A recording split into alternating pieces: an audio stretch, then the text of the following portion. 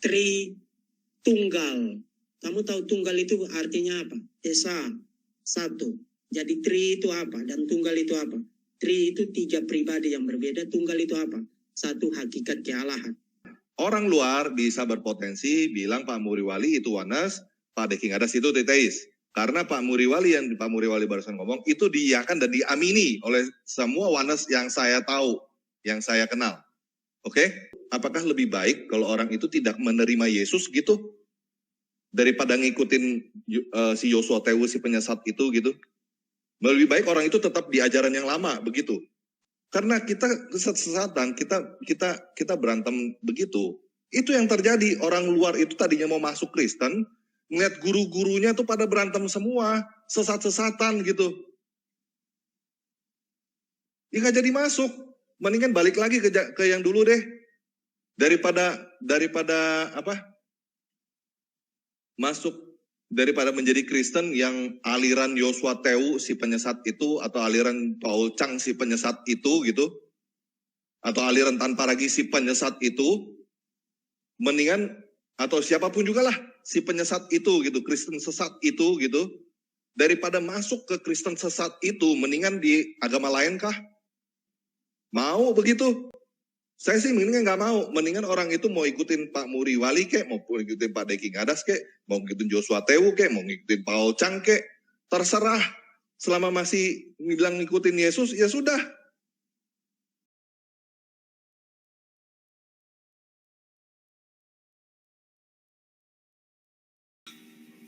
Baik, silakan Bang Habonaran, silakan dilanjut. Oke, makasih Bang. Jadi saya mau share slide dulu ya Bang ya. Oh, silakan. Oke, jadi ini saya mau menyampaikan beberapa hal. Yang pertama, mama, kakak, dan adik-adikku itu masih Katolik. Tapi hingga kini, konsep ketuhanan Kristen itu belum final. Maka kami berharap, saya terutama berharap, lebih baik Trinitas dan Oneness berdiskusi konstruktif dan jujur semata-mata untuk mencari kebenaran ketuhanan Yesus.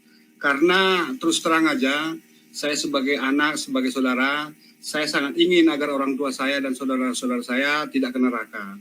Saya berharap orang tua saya dan saudara-saudara saya memang memahami apa yang diimaninya.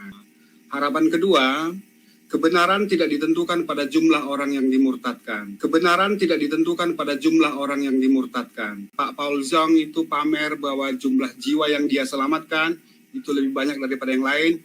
Tidak berarti bahwa Pak Paul Zhong itu lebih pintar atau lebih benar dari yang lain.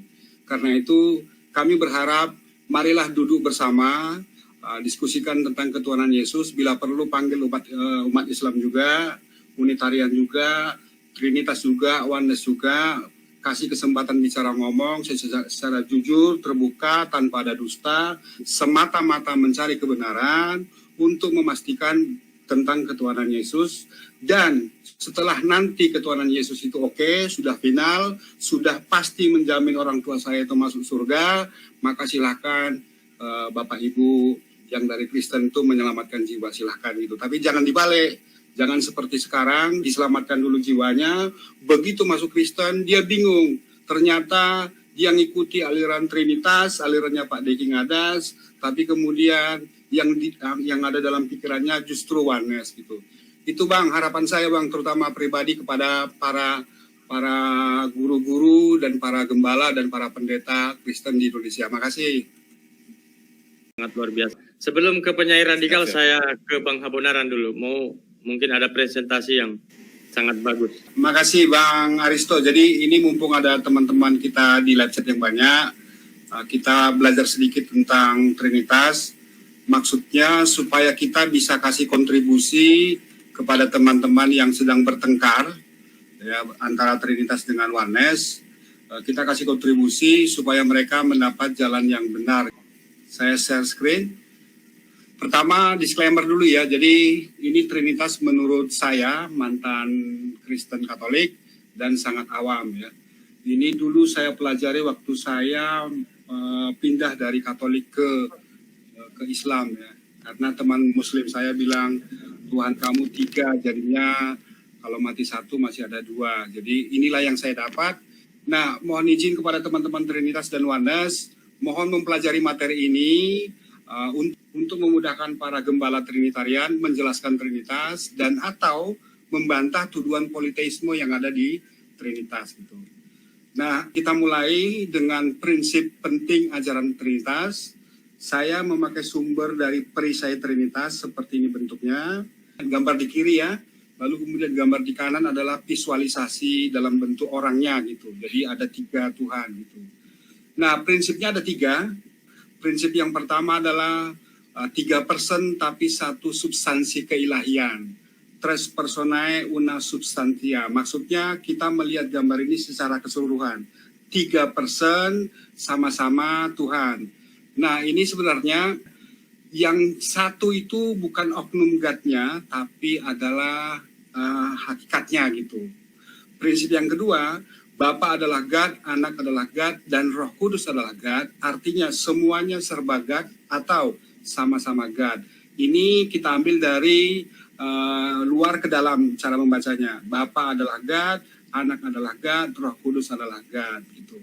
Prinsip ketiga, God Bapa bukan God Anak, bukan God Roh Kudus. Kita baca yang luar. Bapa bukan Anak, Anak bukan Roh Kudus bukan Bapa. Ini 3 prinsip Trinitas. Nah, gambar ini tidak sembarang buat, tapi ada maksudnya. Kita mulai dari prinsip yang ketiga, yang bunyinya God Bapa bukan God Anak, bukan God Roh Kudus. Ini prinsip nomor 3 ini untuk menentang ajaran modalisme atau oneness atau Sabellian, yang meyakini God Bapa itu bisa menjadi God Anak, bisa menjadi God Roh Kudus, sehingga kemudian bagi mereka modalisme oneness Sabellian hanya ada satu pribadi God, tapi dalam 3 manifestasi atau 3 peran atau 3 fungsi gitu. Jadi perisai ini tidak sembarang buat, tapi ada maksudnya. Lalu kemudian prinsip yang kedua. Prinsip yang kedua bunyinya Bapa adalah God, Anak adalah God, dan Roh Kudus adalah God. Semuanya God, serba God, sama-sama God. Ini untuk menentang ajaran subordinasi yang meyakini God Anak lebih rendah dari God Bapa. Jadi kalau kita baca dari luar ke dalam, Bapa adalah God, Anak adalah God, Roh Kudus adalah God, untuk menentang ajaran subordinasi. Prinsip yang pertama yang bunyinya tres personae una substantia secara keseluruhan ini diarahkan untuk mematahkan tuduhan triteisme, tapi ternyata gagal. Karena apa? Karena kalau kita baca-baca, kita renung-renungkan, itu tetap ada 3 pribadi God yang beda terpisah, yang satu hakikat, yaitu Bapa adalah God, Anak adalah God, Roh Kudus adalah God, tapi Bapa bukan Anak, Anak bukan Roh Kudus juga bukan Bapa. Tetap ada 3 Tuhan yang beda terpisah, tapi sama-sama Tuhan itu. Terus kemudian hal yang penting yang perlu kita waspadai kepada teman-teman Trinitas ini, nah tres personae ini sudah sering diganti menjadi kalimat God yang Esa 3 pribadi. Jadi kalau God-nya taruh di depan kelihatannya agak Esa ya. God yang Esa 3 pribadi. Padahal sebenarnya yang Esa itu bukan God-nya, bukan oknumnya, tapi hakikatnya. Jadi seharusnya tidak boleh mereka menyebut God yang Esa, tapi keilahian yang Esa 3 pribadi. Keilahian yang Esa 3 pribadi. Kalau mau jujur harusnya begitu cara bicaranya, cara ngomongnya. Nah ini perlu kita pegang erat. Pada saat mereka menginjili, kita harus punya pegangan untuk membentengi proses penyelamatan jiwa tanda kutip yang dilakukan oleh mereka. Lalu kemudian kita perlu tanya, manakah yang satu teis, monoteis dari seluruh aliran ini gitu. Nah kalau kita baca, tauhid itu jelas, satu pribadi, satu hakikat dalam artian, satu unik, tiada tara, tiada sama, tiada serupa. Satu unik, tiada tara, tiada serupa, tiada sama gitu. Lalu Unitarian ini sama dengan kita, satu pribadinya, satu hakikatnya. Dan kemudian dua aliran ini, Tauhid sama Unitarian ini, sama-sama mengimani, sama-sama meyakini perkataan Yesus yang menyebut pengutus Yesus adalah satu-satunya God, Allah yang benar, God Yesus dan God-mu, Tuhan yang Esa, Tuhan langit dan bumi. Jadi kedua aliran ini itu sama-sama megang dalil yang tegas di Bible gitu. Terus kemudian masuk ke Trinitas, tapi kita mulai dari Mormon dulu. Mormon ini pribadinya bisa banyak, hakikatnya bisa banyak, beda-beda dia. Lalu kemudian naik setingkat di atas Mormon, itu adalah Trinitas versi pertama. Mohon maaf saya menyebut nama, ini Trinitas model Pak Deki Ngadas yang disampaikan Pak Tan Paragi di video terbarunya. Jadi di dalam Trinitas versi 1 ini ada 3 pribadi tapi satu hakikat gitu. Ya, 3 pribadinya satu hakikat. Lalu Trinitas versi kedua ini muncul belakangan ya, karena ada politeis, ada potensi politeis, lalu mereka kemudian memperbaiki doktrinnya. Trinitas itu bukan tres personae itu, bukan, tapi Trinitas adalah satu pribadi, satu hakikat, tapi diartikan menjadi komponen paling kanan. Bapa, Anak, dan Roh Kudus ini adalah komponen. Jadi teman-teman yang menganggap ini sebagai Trinitas adalah orang-orang yang sering memakai analogi tubuh, jiwa, dan roh gitu.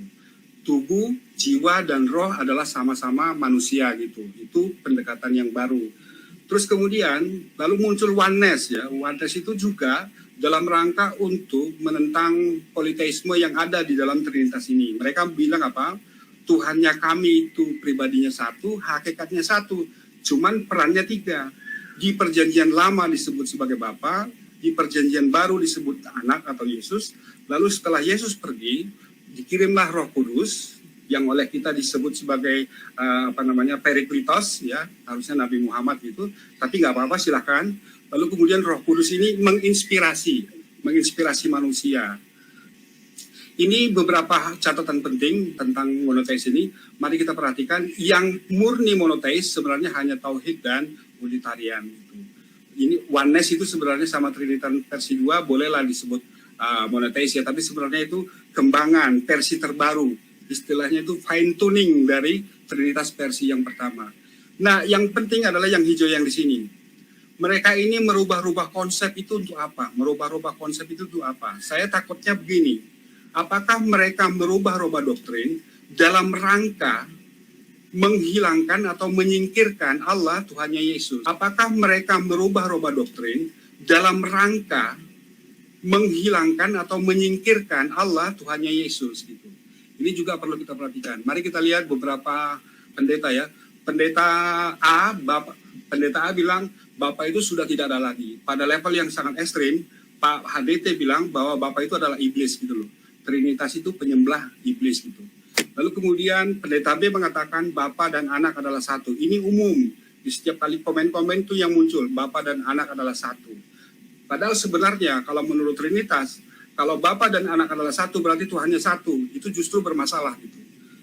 Lalu kemudian pendeta C mengatakan Bapa hanya di PL saja. Ini seperti Pak Joshua Teu, lalu kemudian Fatimah Satya. Ini agak oneness ya. Bapa hanya di PL, di PB itu Yesus dan Roh Kudus. Lalu kemudian pendeta D mengatakan Bapa dan Anak beda, tapi sama-sama Tuhan. Ya, ini Pak Deki. Nah, pertanyaannya adalah, untuk apa dimodifikasi sedemikian rupa? Apakah hanya untuk menyingkirkan Bapa? Tapi kalaupun itu yang memang dilakukan nggak apa-apa.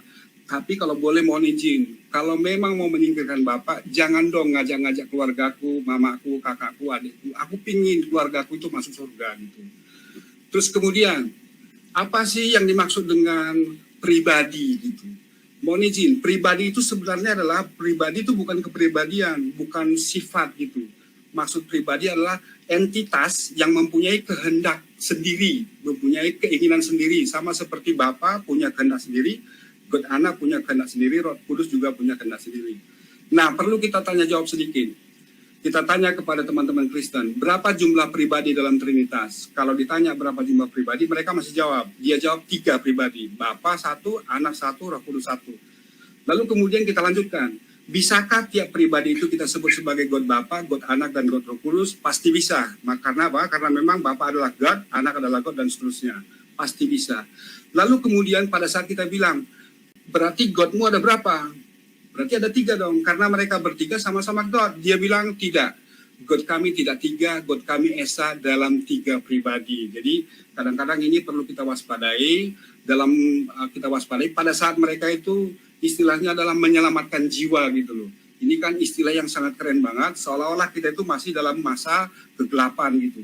Dan mereka dalam keadaan terang. Padahal sebenarnya mereka dalam keadaan terang pun tersesat gitu loh. Mereka menganggap bahwa dirinya terang, tapi justru tersesat. Nah, kalau kita baca di Bible, kalau kita kembalikan kan kadang-kadang mereka tanya, coba tunjukkan bukti bahwa Trinitas itu politeis. Nah, kita pakai dalil-dalil yang sering dipakai oleh teman-teman Trinitarian, bahwa yang pertama di baptisan itu ada 3 God yang hadir bareng gitu. Terus yang kedua, di sorga itu ada 2 God yang bersebelahan gitu loh. Juga saya lupa memasukkan dalil tahta yang ada 2, yaitu perdebatan antara Pak Rudi Yohanes dengan Pak Dr. Deki Ngadas ya.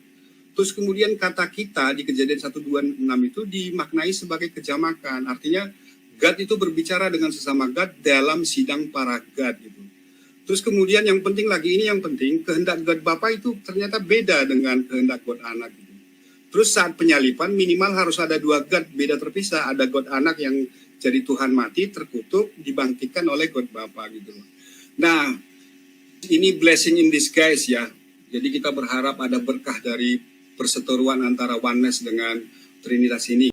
Bahwa ini harus dibicarakan secara terbuka, jujur apa adanya gitu. Sehingga kemudian nanti setiap orang itu tidak dalam kebingungan waktu dia memilih apakah Trinitas. Tapi kan dua-dua sesat gitu Bang. Dua-dua sesat.